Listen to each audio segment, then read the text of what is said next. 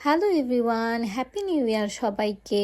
31st নাইটে দেখলাম সবারই কিছু না কিছু প্ল্যান ছিল, কিন্তু আমি অসুস্থতার কারণে কিছুই করতে পারিনি সেদিন। ভাবলাম আজকে কিছু করা যাক, কারণ এখনও 31st ভাইব রয়েছে কিনা জানি না, কিন্তু কিছু তো খেতে ইচ্ছে করছিল, তো এর জন্য বানিয়ে নিয়েছি চুলোতেই চিকেন তন্দুরি এবং সাথে সস আর লুচি।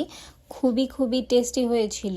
তো আজকে এই রেসিপিটা আপনাদের সাথে শেয়ার করব, তো দেরি না করে লেটস স্টার্ট। প্রথমেই এখানে চিকেন পিস নিয়ে নিয়েছি, আপনারা চাইলে যে কোনো পিস নিয়ে নিতে পারেন। আমি এখানে লেগ পিস নিয়ে নিয়েছিলাম, তো এগুলোকে ভালোভাবে কেটে নিয়েছি যেন মশলা ভালোভাবে যেতে পারে। এরপর এখানে মশলাটা বানিয়ে নিব, তো এর জন্য প্রথমেই একটা বাটিতে নিয়ে নিলাম লাল মরিচের গুঁড়ো, তারপর এখানে আমার কাছে বারবিকিউ মশলা ছিল, তো এইটা নিয়ে নিয়েছি। এই মশলাটা না দিলেও চলবে, এর পরিবর্তে জিরার গুঁড়া এবং ধনিয়ার গুঁড়া দিলেও চলবে।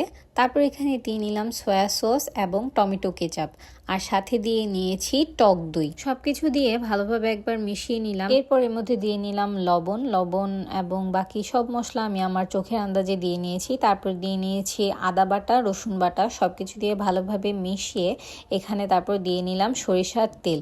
এটা হচ্ছে সবচেয়ে মেন তন্দুরির জন্য, এটা দিলে স্মেলটা এবং ফ্লেভার খুবই খুবই সুন্দর আসে। এখানে তন্দুরি চিকেন বানানোর জন্য মশলাটা একদম রেডি। তারপর আমরা যে চিকেন পিসগুলোকে কাট করে রেখেছিলাম সেগুলো দিয়ে নিলাম এবং মশলার সাথে এগুলোকে ভালোভাবে মিশিয়ে নিতে হবে। চিকেনের পুরোটা অংশে যেন ভালোভাবে মশলা যেতে পারে, এর দিকে বিশেষ খেয়াল রাখতে হবে, না হলে কিন্তু রান্না করার পর লাগবে যে ভিতরের চিকেনে মশলাই যায়নি, কোনো ফ্লেভারই পাচ্ছি না। তো এর জন্য ভালোভাবে মিক্স করে নিয়েছি, আর এটাকে 2 ঘন্টার মতো আমি ম্যারিনেট হতে রেখে দিয়েছিলাম। 2 ঘন্টা পর এখানে ভালোভাবে মশলাপাতি চিকেনের ভিতর চলে গিয়েছিল, আর এখানে মা হচ্ছে লুচির প্রিপারেশন নিচ্ছিল। ময়দা, লবণ, তেল এবং গরম জল দিয়ে ভালোভাবে একটা ডো বানিয়ে নিয়েছিল। আর এখানে আমি প্যানের মধ্যে তেল গরম করে নিয়েছিলাম, অল্প একটু তেলই দিয়েছি, আর তেলটা মোটামুটি গরম হয়ে আসলে এখানে আমি সবগুলো পিস দিয়ে দিলাম। তন্দুরি চিকেনটা যেহেতু চুলোতেই বানাচ্ছি, তো এটাকে একদম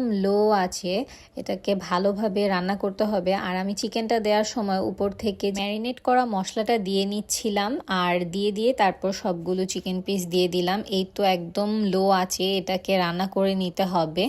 আর তারপর এটাকে আমি ঢেকে দিয়েছিলাম যেন ভালোভাবে একটা পিঠ হয়ে যেতে পারে। আর এখানে মা হচ্ছে গরম তেল দিয়ে নিয়েছিল, তারপর এখানে লুচি ভাজার জন্য তেল দিয়ে নিয়েছিল। লুচিটা আজকে অল্প তেলে ভেজেছিল, কারণ আমি বলেছিলাম যে অল্প তেলেই ভাজতে। এখানে মা লুচি বানাচ্ছিল আর আমি হচ্ছে চিকেনটা দেখছিলাম। তো এখানে খুলে দেখলাম যে এক পিঠ মোটামুটি হয়ে গিয়েছে। এক পাশ হয়ে আসার পর অপর পাশ করে তারপর আবার ওই মশলাটা দিয়ে ভালোভাবে ঢেকে রান্না করে নিচ্ছিলাম। আর এখানে মা লুচি ভাজছিল। তারপর দেখুন এই তো হয়ে গিয়েছে মোটামুটি ভালোভাবেই। আর একটু শুকিয়ে নিব যেন একদম ভালো ভালো ফ্লেভার আসতে পারে। আর আজকে আমি তন্দুরিতে কয়লা ইউজ করিনি, কারণ আমার কাছে কয়লা ছিল না, থাকলে অবশ্যই ইউজ করতাম, তাতে ভালো একটা স্মোকি ফ্লেভার আসে।